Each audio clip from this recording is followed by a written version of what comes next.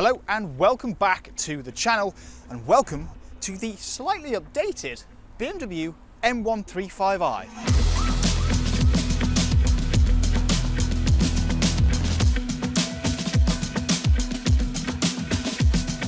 Now, to the untrained eye, you won't be able to tell any differences on this car, and that's because visually at least, there aren't any. No, this car has undergone a little bit of a tweak underneath and the underpinnings of the car, which we'll touch on a little bit later. But before we go and do that, let's just remind ourselves of some of the visual cues on the M135i and what separates it from the rest of the range. You've got the honeycomb grille down here, which on this particular car is finished in gloss black, because as you can see, this has got the full M Performance body kit with the little louvres down here, the slightly extended front splitter, the rear spoiler, and the incredible chopped carbon rear diffuser.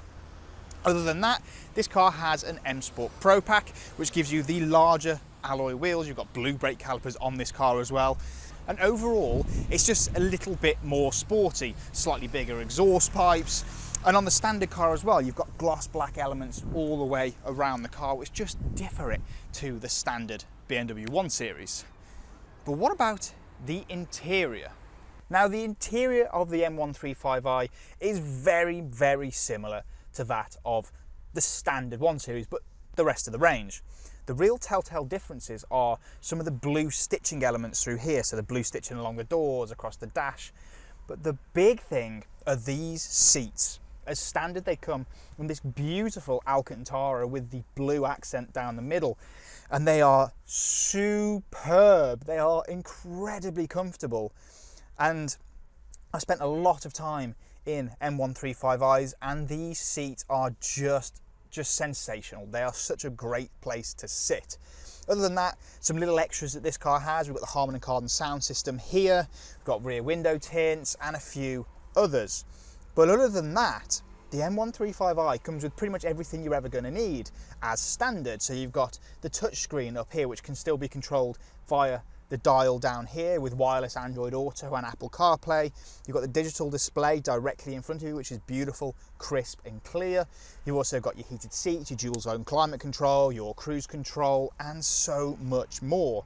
These cars are so incredibly well spec'd from the factory, from new anyway, so you don't really need to add a load of bits onto it. But if I was you, I would add the Pro Pack, the M Sport Pro Pack, to get the bigger wheels and so on.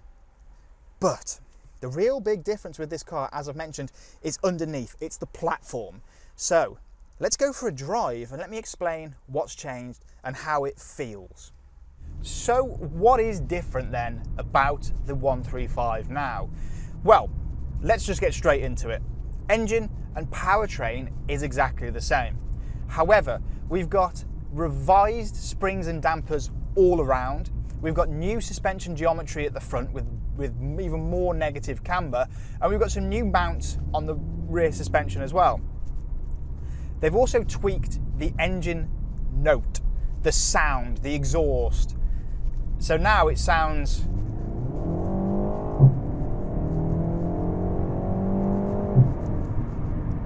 even better.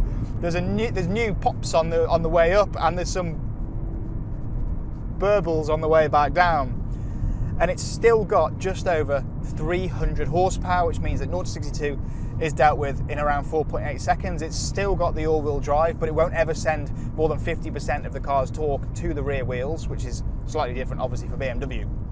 But what does all that mean?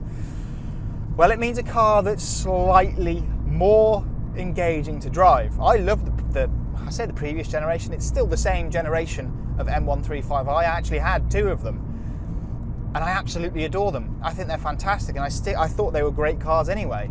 But this slight change, I think it's only a few slight little changes, but it just feels like it's made it into a bit more of a fun car to drive. And oh, I forgot how quick these things are across the ground. They've aimed to eradicate a little bit of the torque steer that there was in the original car, and I think they've done an absolutely mighty job at achieving that. Oh, there's quite a lot of little pops on the overrun. That's fantastic. That's the character this car always needed. I think, contrary to a lot of belief, I think this car had a lot of character anyway. But I always thought, oh, just needs a little bit more exhaust note. It needs a little bit of pops, a little bit of bangs, a little bit more just of a rasp. And now it has that. And my word, is it quick across the ground. I forgot how fast and how capable these things are, especially on a broken up British B road like we're on now. This, I think, is where this car comes alive. Wow, they're quite loud, those little pops. Wow. Oh, it's been a while since I've driven one of these, but oh, I forgot how much I love them. It feels so direct, so dialed in with the road. That four-wheel drive system is so planted. Any conditions, the conditions today are pretty woeful, but you can still use that power. 300 horsepower, bang on amount of power, plenty of torque to go along with it. I believe 480 Newton meters. Yeah. Oh, I forgot how much I adore these cars, and the updates just seem to have taken it to a new level. It feels like it's taken a lot of inspiration from its slightly newer front-wheel drive sibling, the 128 Ti, and that's probably because it has. The 128 always felt just a tiny bit more fun than the 135, but not anymore. They both now feel like great, oh, just fantastic little hot hatches.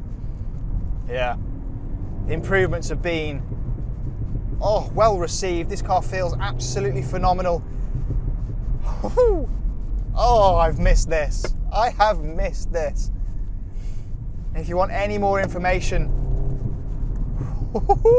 on the M135i or any BMW for that matter, please like this video, subscribe to the channel for plenty more content to come. Use all the links in the description to contact your nearest Sytner BMW retailer. Oh, and I'll see you guys again very, very soon.